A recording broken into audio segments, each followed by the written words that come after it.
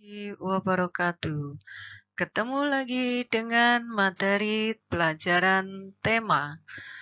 Pelajaran kali ini adalah tema 1, subtema 2, PP5. Pada materi kali ini terdapat muatan pelajaran IPS KD 3.1 mengidentifikasi karakteristik geografis dan kehidupan sosial budaya, ekonomi, politik di wilayah ASEAN. KD 4.1 menyajikan hasil identifikasi karakteristik geografis dan kehidupan sosial budaya, ekonomi, dan politik di wilayah ASEAN. Muatan SBDP. Terdapat KD 3.4 memahami patung dan 4.4 membuat patung.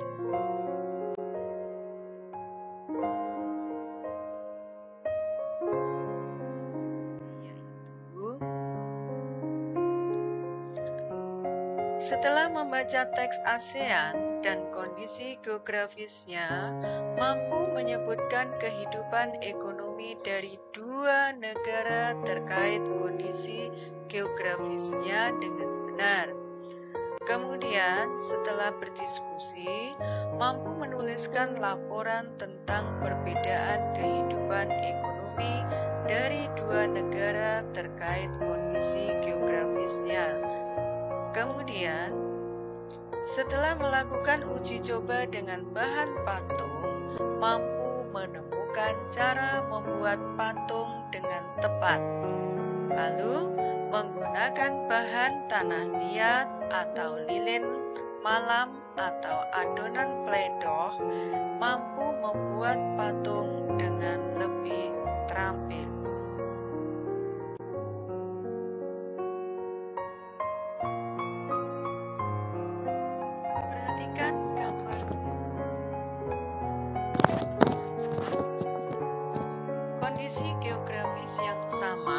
Membuat negara ASEAN memiliki persamaan dalam kegiatan ekonomi terkait hasil buminya.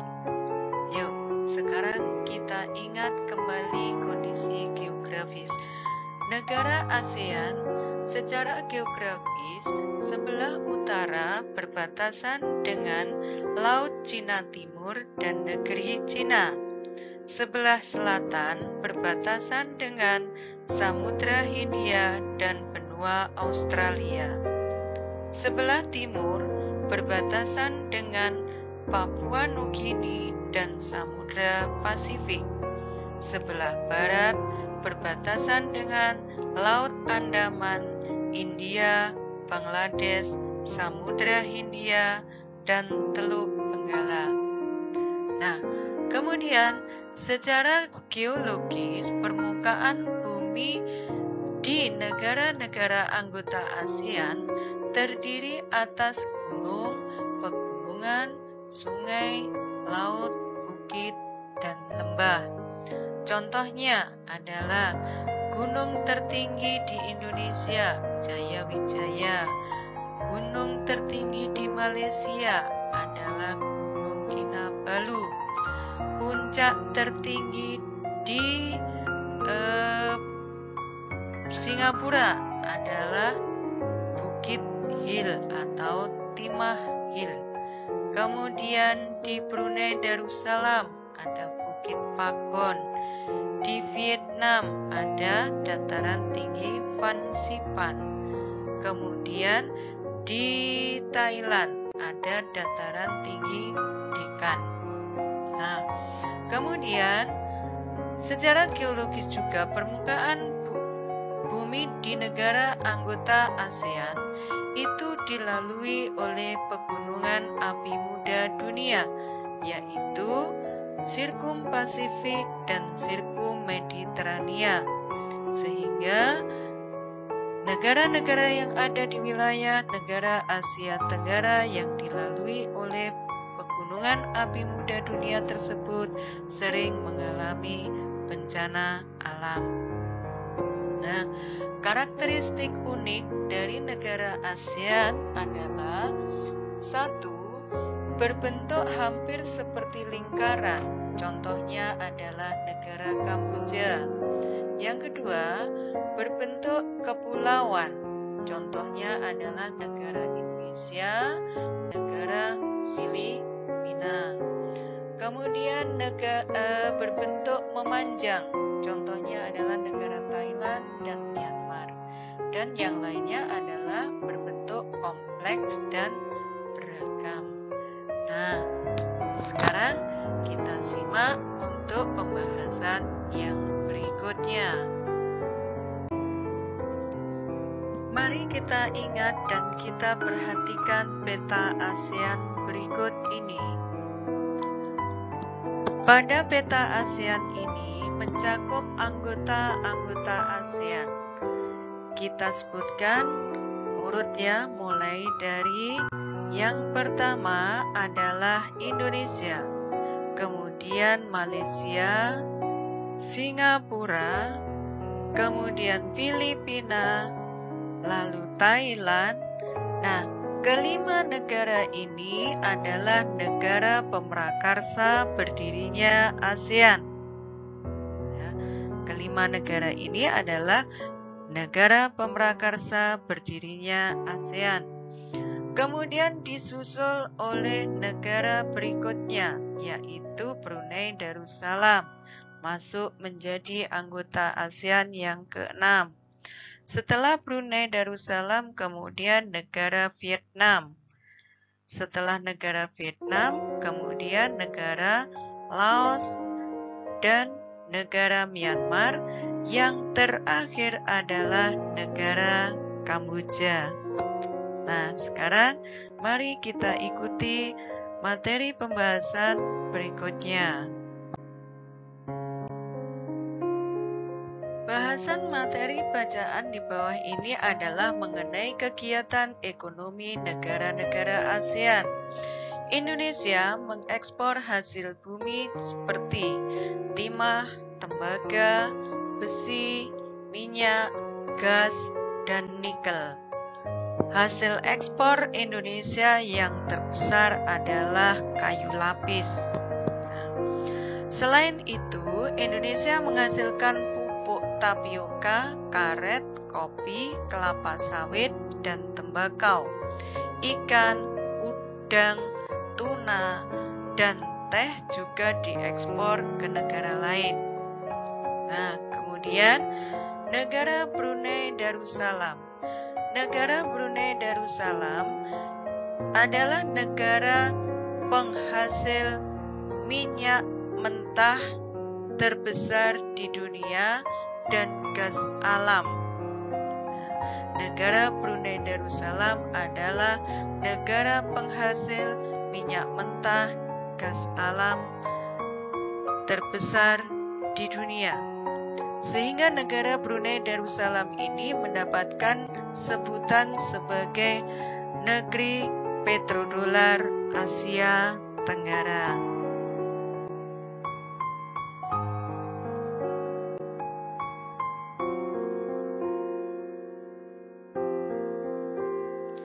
Penduduk Malaysia bermata pencaharian dalam bidang pertanian, pertambangan, dan perindustrian. Pertambangannya menghasilkan biji timah terbesar di dunia. Pertaniannya menghasilkan kelapa sawit.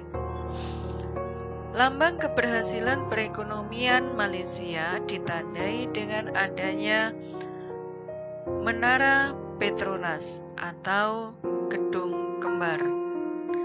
Singapura mengekspor mesin dan alat transportasi, alat elektronik dan barang-barang konsumsi. Bahan kimia dan produk olahan minyak dihasilkan juga di Singapura. Singapura termasuk negara di Asia Tenggara yang berpendapatan paling tinggi.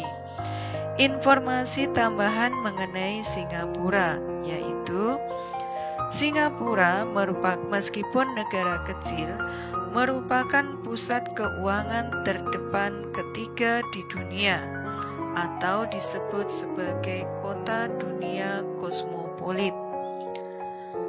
Keramaian Singapura dan kemajuan Singapura didukung oleh pelabuhan terbesar dan tersibuk di dunia. Singapura menitik beratkan perekonomiannya di bidang perdagangan dan pariwisata. Negara Singapura merupakan negara anggota Persemakmuran Inggris atau yang disebut dengan negeri Commonwealth. Berikutnya, mata pencarian penduduk Thailand adalah pertanian, kehutanan, pertambangan, dan industri. Penghasil beras terbesar di Asia dan 3 sedunia. Sehingga negara Thailand mendapat julukan negeri gajah putih. Kemudian negeri 1000 pagoda, karena di negara Thailand banyak dibangun bangunan pagoda. Penduduknya memeluk agama Buddha. Kemudian dijuluki juga sebagai lumbung padi ASEAN.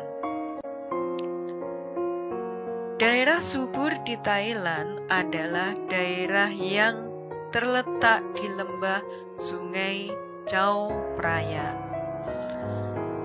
Berikutnya ke negara Filipina. Mata pencarian penduduk Filipina adalah pertanian, pertambangan, dan industri. Komoditas ekspor Filipina terdiri atas gula, kopra, kayu, nanas, dan biji tembaga. Di negara Filipina terdapat pusat penelitian padi internasional, yaitu terletak di kota Los Banos. Kemudian negara Vietnam. Perekonomian sebagian besar penduduk Vietnam adalah pertanian. Padi merupakan hasil utama pertanian di Vietnam. Industri di Vietnam meliputi tekstil, semen, pupuk, kaca, dan ban. Pertambangan di Vietnam menghasilkan emas, biji besi, timah, gamping, fosfat, tungsten atau wolfram, dan seng. Hasil hutannya adalah bambu, kina, kayu, dan kayu manis. Terdapat 2 sungai yang penting, yaitu Sungai Mekong dan Sungai Songka. Di lembah Sungai Mekong itulah daerah yang subur, sehingga Vietnam juga mendapatkan sebutan sebagai lumbung padi Asia Tenggara. Sebagian besar penghidupan penduduk Kamboja adalah di sektor pertanian. Daerah subur di Kamboja adalah daerah yang dialiri oleh Sungai Mekong. Berikutnya adalah negara Laos.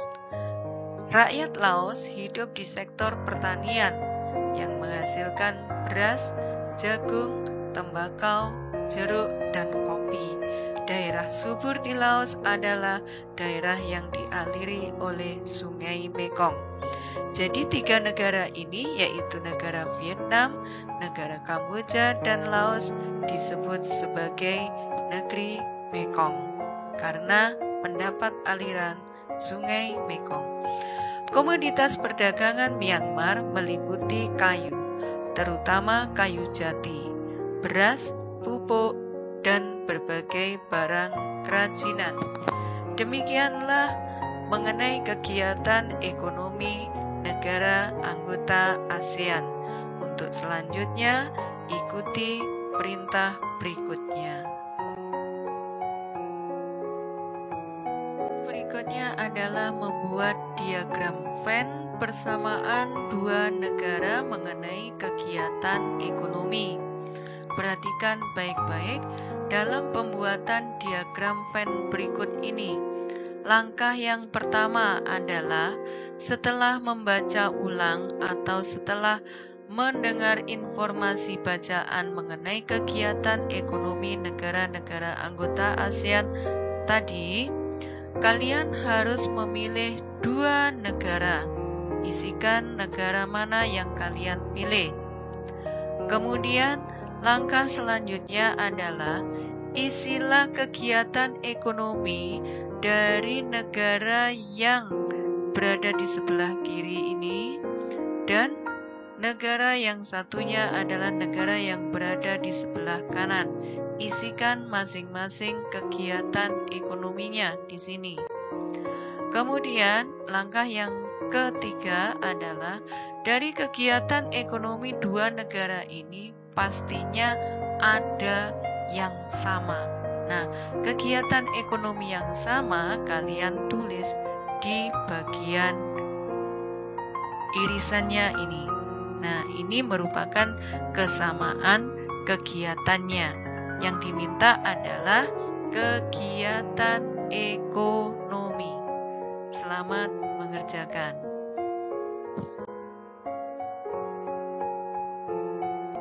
Kalau kita pergi ke suatu kota, mungkin kita akan melihat suatu monumen atau patung kebanggaannya sebagai ikon dari kota tersebut. Di samping adalah contoh dari monumen kota Indramayu, yaitu terkenal dengan buah mangganya. Nah, ini dijadikan ikon dari kota Indramayu. Kemudian ini ada patung rusa juga.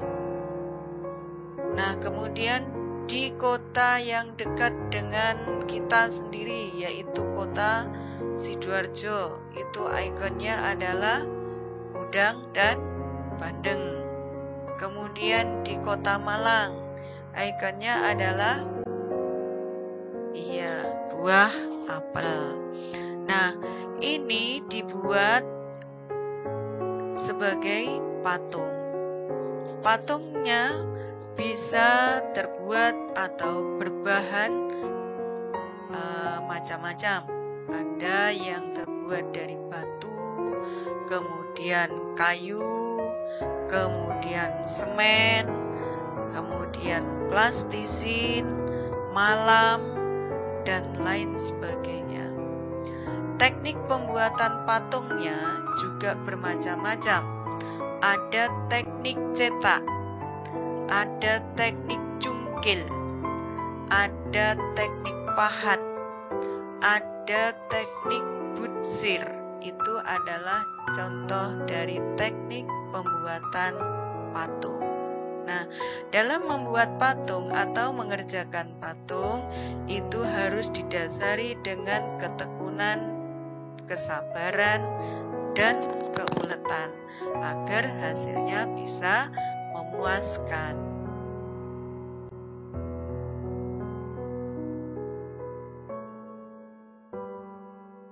Nah, anak-anak, ayo kita mengingat pelajaran yang sudah kalian pelajari kemarin. Hewan adalah sahabat kita. Hewan sudah memberikan yang dibutuhkan manusia dalam kehidupannya. Manfaat hewan antara lain: 1. Bisa diambil tenaganya. Contohnya kuda, sapi, kerbau, dan lain-lain. Kemudian yang kedua, bisa diambil dagingnya sebagai bahan pangan sumber protein. Contohnya kemarin adalah ikan. Kemudian ada lagi telur yang merupakan hasil dari ayam. Lalu daging. Kemudian ayam itu sendiri. Lalu bisa juga bermanfaat sebagai sarana kepuasan atau kesenangan, misalnya kicauan burung dan sebagainya. Nah, itu adalah manfaat hewan. Manfaat hewan yang lain bisa kalian cari, misalnya sebagai penjaga keamanan dan lain-lain.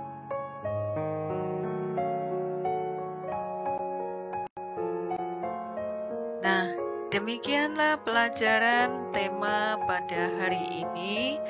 Supaya lebih bisa memahami, maka kalian harus rajin membaca dan rajin mengulang-ulang kembali.